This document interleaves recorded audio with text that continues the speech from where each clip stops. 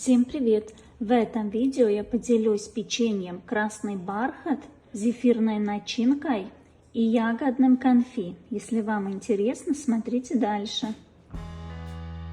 Нам понадобится сахар, карамель, яйцо, растительное масло. Все взбила миксером, чтобы карамель хорошо объединилась с остальными ингредиентами, так как карамель у меня густая. Карамель можно и подогреть в микроволновке, чтобы она была более жидкая. Добавляем йогурт без добавок, муку, миндальную муку, разрыхлитель, какао-порошок и все взбиваем миксером до однородности. Вот такая светло-коричневая масса получается. Добавляем красный краситель. Я добавила и красный, и бордовый.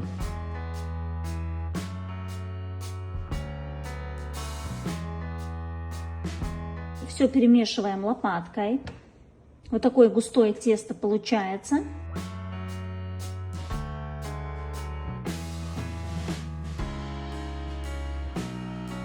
С кондитерским мешком круглой насадкой отсаживаю печенье. Примерно размер я отсаживаю такой же самый, как и макарон. Так как печенье при выпечке будет растекаться, надо оставить между печеньями нормальное расстояние, чтобы они не слиплись.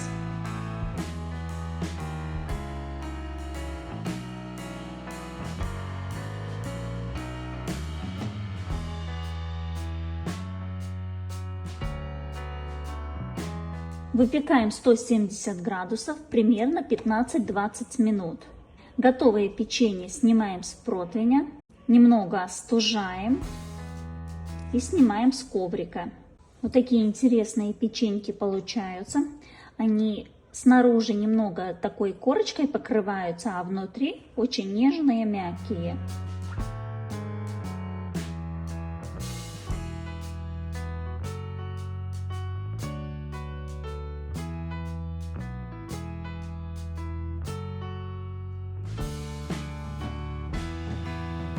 Эти печенья я выпекала не один раз. Первый раз я выпекала без миндальной муки, и тогда тесто было более жидкое. И они получились вот такие довольно плоские, это неплохо. Но слишком близко я друг к другу отсадила, и немного они как бы прилипли друг к другу. Вот такие получаются, если мы добавляем малое количество какао-порошок. Они получаются красные, ярко-красные. Но мне надо было, чтобы печеньки были бордовые, поэтому в тесто я добавила побольше какао-порошок и добавила не только красный краситель, но еще немного бордового краситель. Тогда получается печенье красный бархат. Так как красный бархат, мне кажется, он не просто должен быть ярко-красный, а бордово-красный. Если у вас карамель жидковатая, тогда тесто будет тоже более жидкое. Если вам надо, чтобы печенье не растекалось по противню, тогда побольше добавляем какао-порошок и миндальную муку.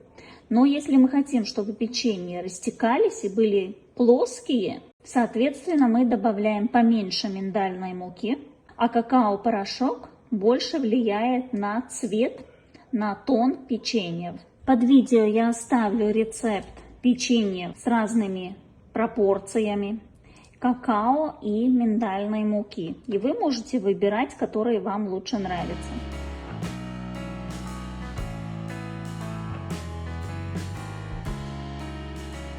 Далее приготовила зефир, классический зефир. Рецепт есть на канале, ссылку оставлю в описании. Также есть рецепт конфи. Это у меня клубника и малина. Отсаживаю зефир на печеньки, сразу кладу конфи, ставлю вторую половинку печенья и так наполняю все печеньки.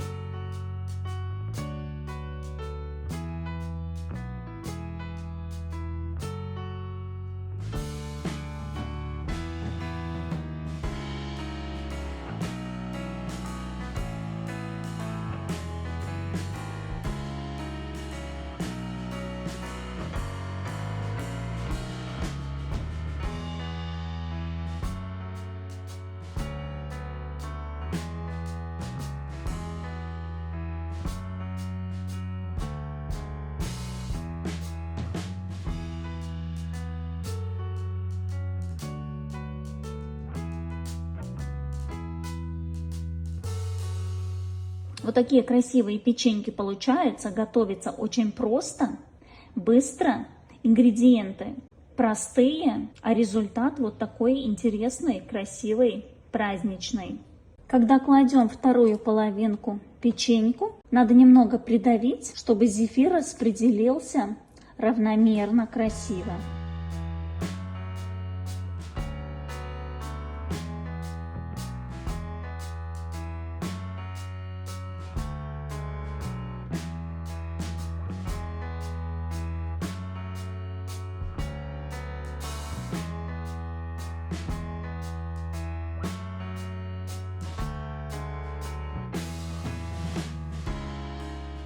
В идеале, чтобы печеньки, наполненные зефиром, немного остоялись, примерно 5 часов.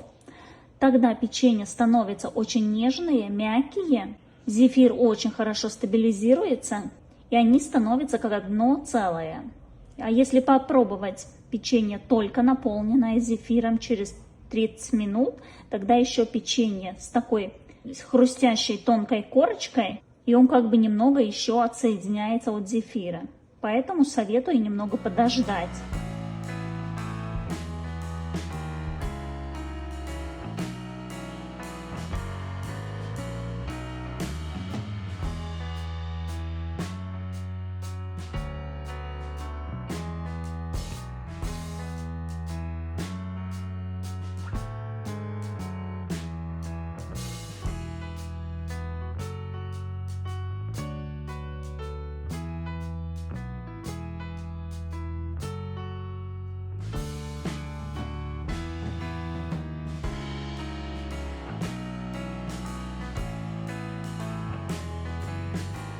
Не бойтесь экспериментировать, порадуйте близких, удивляйте гостей. Если вам понравился видео, ставьте лайк, подписывайтесь, комментируйте. Жмите на колокольчик, чтобы не пропустить новые видео, рецепты, эксперименты. Всем пока!